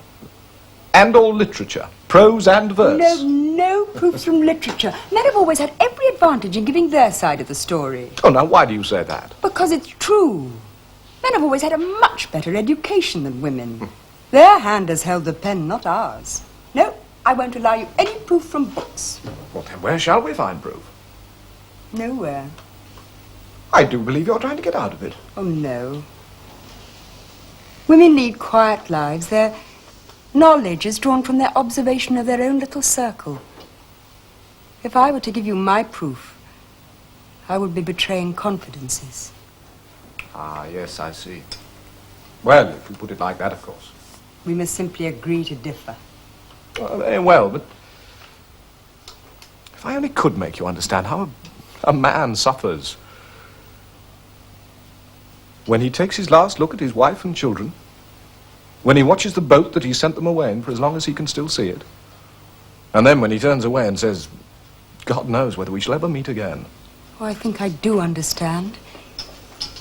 The only privilege I claim for my own sex, and it's not a very enviable one, you needn't covet it, is that of loving longest, when life or hope are gone. You're a good soul. I shan't quarrel with you. And when I think of Benwick, well, my tongue is tied. Well, Frederick, you and I part company here, I think. What? What? Well, I'm going home, and you have an engagement with your friend. Oh, yes. Yes, we separate here. We shall all meet again at your party, Miss Elliot. We had your sister's card yesterday. I'm so glad you are coming. And Frederick's coming too, I think, aren't you, Frederick? Yes, very true. What, are you going? Haven't you heard a word I've said? Well, Harville and I will soon be after you. That is, if you're ready, Harville. Yes. I'll only be half a minute. I know you want to be off. I shall only be half a minute. Goodbye, Mrs. Musgrave. Goodbye. Well, Miss Elliot, I shall try to persuade you some more this evening. Oh, I think I was only saying that perhaps Captain Benwick does not have a mind to affliction. Ah, perhaps so. Perhaps so. Let's go, Harville. Well, very well. Well, goodbye, Miss Elliot.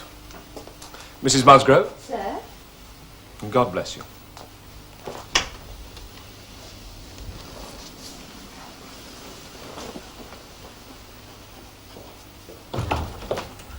I beg your pardon, ma'am. I forgot my gloves. By all means, by all means.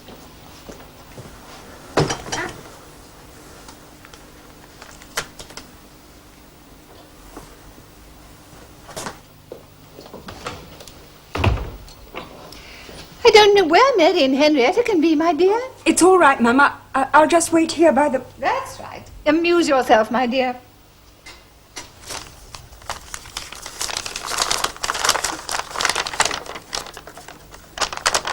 I can listen in silence no longer. I must speak to you as I can. You pierce my soul. I'm half agony, half hope. Don't tell me I'm too late, that such precious feelings have gone forever. Too late. I offer myself to you again with a heart which is even more your own than when you almost broke it 8.5 years ago. Never say that men forget sooner than women, that their love is the first to die. I have never loved anyone but you.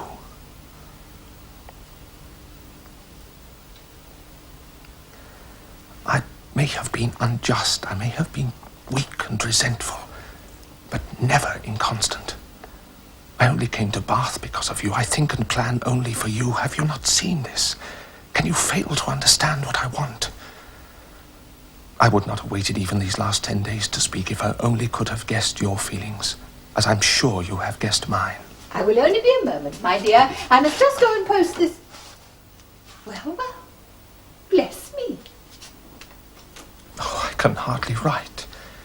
Every moment you say something which overwhelms me. Your voice sinks, but I can hear every syllable when others cannot. Oh, you are too good, too excellent. You do us justice indeed. You do believe there is true love and true constancy among men.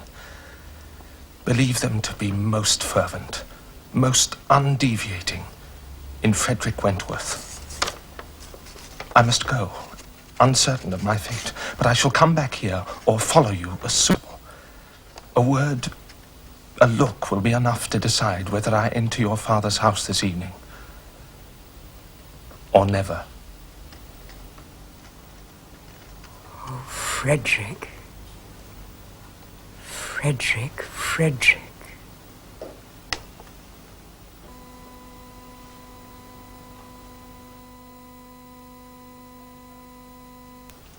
Oh.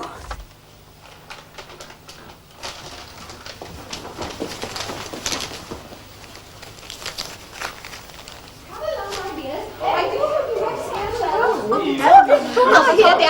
Miss Anne. You can put your book away now. Oh, you should have come with us, Anne. We've had such a good time. For shopping. That's all women ever think about. Oh, Charles, be quiet. Oh, and the new fashion's beautiful, Anne.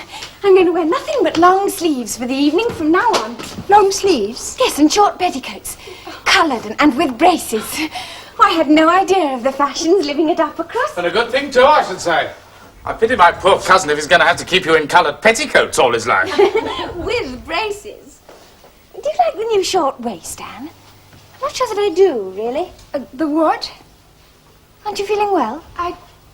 No, Henrietta. You look rather ill, Anne. Oh, my poor Miss Anne. Oh, it's nothing, Mum. It'll soon pass. Oh, would you like to lie down here for a minute? I think I'd better go home. Oh, by all means, my dear, go home at once and take care of yourself, or you won't be well enough for the party tonight. Oh, yes, you must be all right for that. Charles, ring and order a chair. Miss Anne must not walk. Oh, no, Mum, I'd rather walk. It's what I need. But you may catch cold. No, my head, I want to clear it. Fresh air is what I want. You haven't fallen down recently. You haven't slipped and bumped your head. No, nothing like that. Oh, good. Then I expect you'll be all right again by this evening. Yes, thank you, Mrs. Musgrove. We're all looking forward to it so much. Charles! I'm afraid, Mum, I hope it is perfectly understood that... That what, my dear? You will tell the other gentlemen that we are expecting them this evening, too.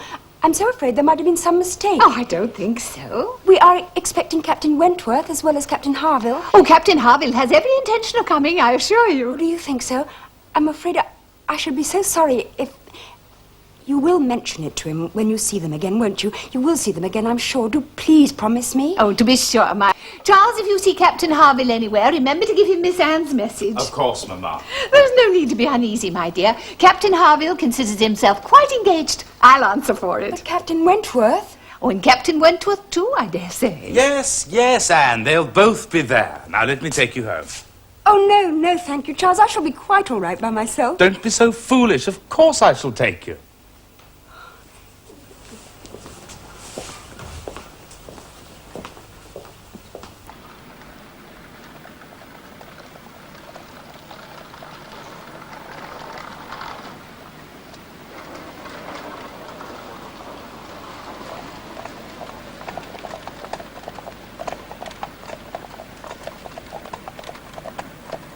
No, I don't like Bath. There's too much smoke and confusion. Give me the country every time. Oh, hello, Wentworth. May I join you? Please. Of course. Which way are you going? Just to Gay Street? Or are you going on further up the town? I hardly know. Are you going as high as Belmont? Anywhere near Camden Place? Yes, I could be. Because if you are, I shall have no scruple in asking you to take my place and give Anne your arm to her father's. It will be a pleasure. She's rather done for this morning, I'm afraid. She can't get home on her own. I shall be delighted. And I really ought to be at that fellow's in the marketplace. Which fellow's is that? The gunsmith fellow's. You know. He promised to show me a capital gun he's just sending off to somebody. He said he wouldn't pack it up until the last possible moment so I could have a look at it. And if I don't go now, I shall miss it. Oh, then, Charles, you must go. Oh, thank you for bringing me so far. Yes, you must hurry. Yes. It's a splendid piece, he says. I'm sure it is. It sounds rather like that second-size double barrel of mine you shot with round Winthrop one day. Do you remember? Oh, yes, an excellent gun. Charles, you must hurry or you'll miss it. Yes. Oh, yes. Well, I'll leave Anne to you then, Wentworth. I shall look after her to the very best of my ability, Musgrove. Yes. Good.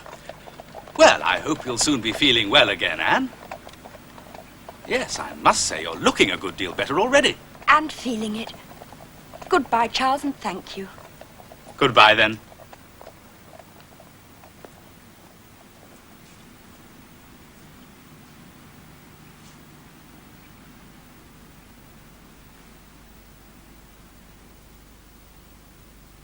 Well, Miss Elliot? Well, sir. Where shall we go? Anywhere you like, so long as it's not to my father's.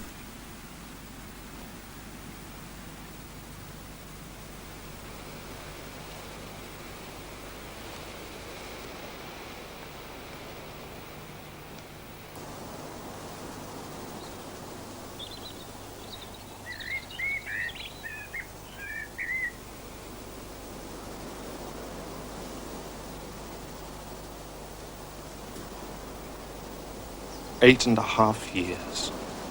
It's enough to have changed every pore of one's skin and every feeling in one's heart. And yet our feelings haven't changed. No. Mine never altered ever, except to grow deeper. Oh, I never dared to imagine it. And what I did imagine was so terrible. And I never imagined you imagining such a thing. Not till the concert. Oh, that concert. I didn't hear a note.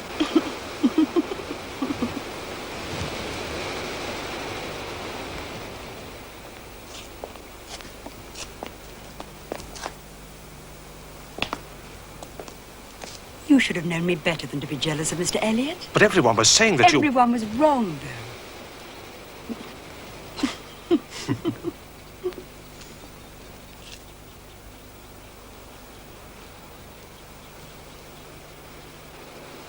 I've never loved anyone but you, Anne. Nor I anyone but you.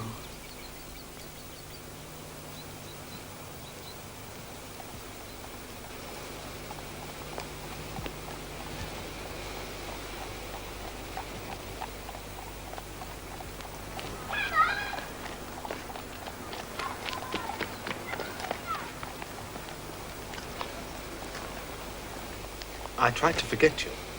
I even thought I succeeded. I thought I was indifferent, but I was really only angry. Well, perhaps you were right. I was still angry when we met again at Uppercross. Oh, and I was still bitterly regretful. And then, at Lyme, I suddenly realized. I thought you were in love with Louisa. Oh, I tried to be. I knew it was impossible, but I did try. And then at Lyme, I realized I'd never stopped loving you. I didn't know what to do. Everyone thought, like you, that I was virtually engaged to Louisa, and then the accident, and then... Oh, God. I had to get away, so I went to my brother's. It was through him we first met. Yes. Do you know what he asked me? Had you altered much, he wanted to know. And what did you say? To my eye, you could never alter, Anne. Is that what you told him? Not quite.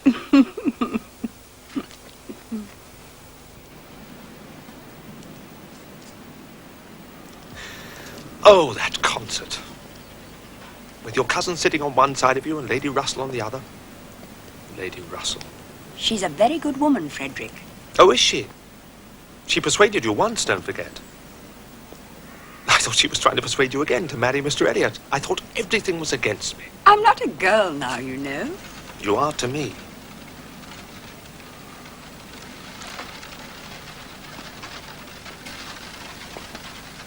I was wrong to yield to her then, but I thought I was doing my duty.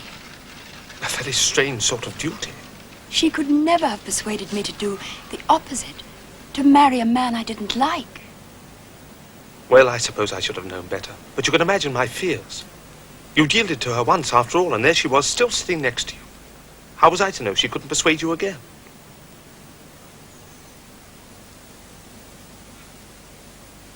Frederick, no one will ever persuade me to do anything again.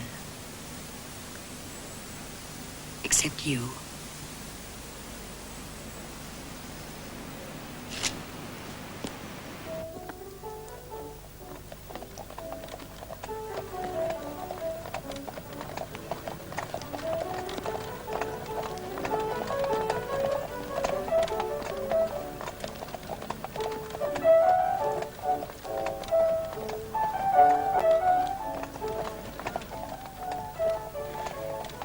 Your cousin and Captain Wentworth seem very deep in talk, Elliot. Cousin? Which cousin? Anne. Look at them. Anyone would think they were engaged. Captain Wentworth? Yes. But I thought you were... I told you I wasn't in the least attracted by Mr. Elliot. You should have believed me.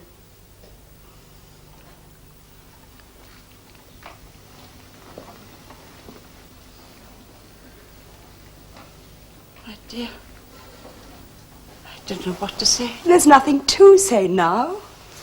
My dearest Anne, I only did what I thought was right. I know. Now I hope that I can persuade you. And not that you were wrong then, but that I am right now.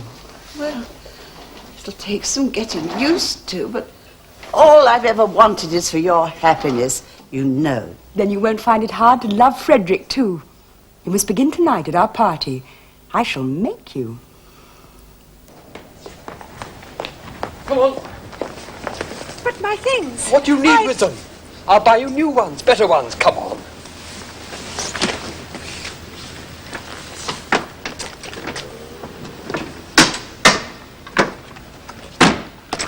London!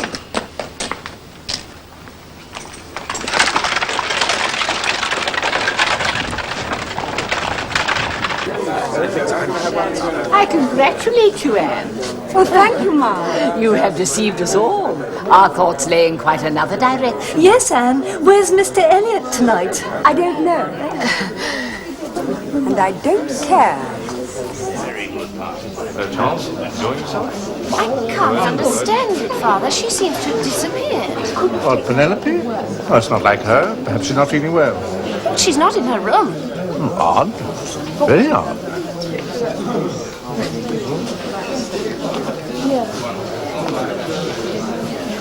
Oh, good evening, Lady Russell. Well, Walter, were you surprised as I was? Surprised? Oh, by Anne, you mean? No, not surprised. Well, are you pleased? Oh, he's not a bad match for Anne, even though he is a sailor. Not at all ill-looking. No. I've seen him by daylight. I've eyed him well. Do for Anne. Good evening, sir. Who's that? Well, you gave us no warning of this, did you, Wentworth? Well, surprise is always the best form of attack, Harville. Well, it's about time you were married. You're not as young as all that. Thank you.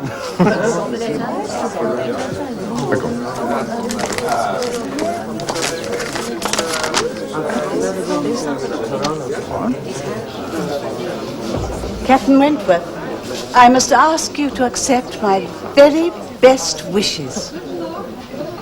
You're very kind, ma'am. I think you know I've always loved Anne like my own daughter. Yes, ma'am. I have had reason to know it. I hope you will believe me when I say that it was always her happiness that I was thinking of, and of which I'm still thinking now. Yes, ma'am. And thank you. Well, Mom, are you as pleased as I am? Well, I don't know quite how pleased that is, but I'm very pleased for myself. And so am I. I've always liked Anne. She's so sensible. And she's much the most interesting of those three sisters, don't you agree? Oh, yes. And the one with the sweetest nature. It's so obvious that she'll make a good wife. I can't understand why no one's ever asked her to marry them before. Well, and about time, too, that's what I say. I thought we were never going to get Frederick married when Benwick went off with... what's that girl's name? My sister Louisa. That's right, Louisa. Well, thank heavens he's off our hands at last. Couldn't you be a little more? Well... No, Mary, he's perfectly right.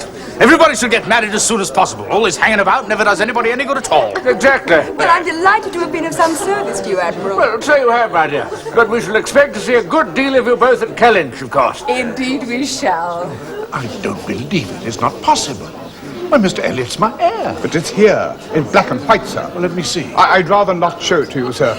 It's not entirely respectful. But I felt you should know. Oh, yes, thank you, sir. Is something the matter, Father? Yes, my dear. Thank you, Wallace, thank you. It isn't about Penelope, is it? I'm afraid so. She's run off with your cousin, my heir, Mr. Elliot. I thought he was Irish when I first saw him. I'm delighted. Well, Captain Wentworth is much richer than Benwick or Charles Hayter. He's a capital shot, you know. You see, she's a girl after my own heart. Isn't it wonderful? We're all getting married now. But, Father, what are we going to do about it? Nothing. We must behave as though nothing has happened or will happen. Yes, you're quite right, of course. They are very ill-used, Elizabeth. Very ill-used indeed. But we mustn't show it. No. Well, shall I get them all to sit down to cards now? Yes, excellent idea. Shall we all sit down now?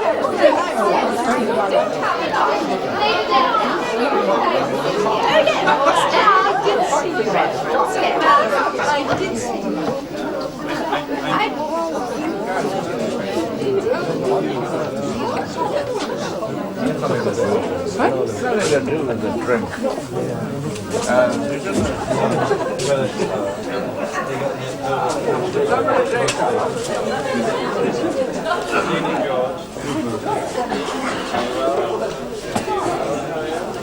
No cards? You're sure you haven't changed? Quite sure.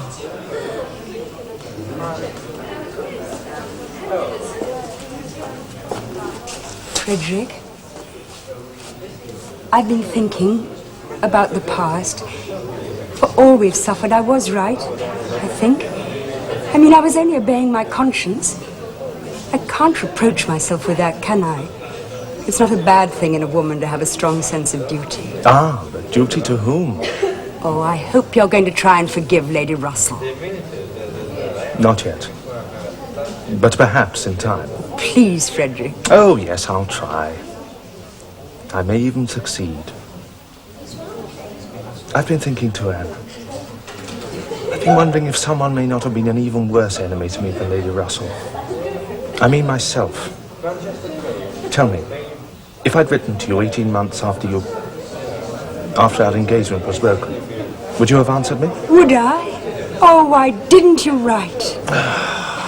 Because I was too proud to ask you again. I didn't understand you or do you justice. Oh, Frederick. You and I are going to have to make amends. To do what? Never to reproach ourselves, or each other, with what might have been. Or we shall make a sad pair. Yes. Yes, agreed.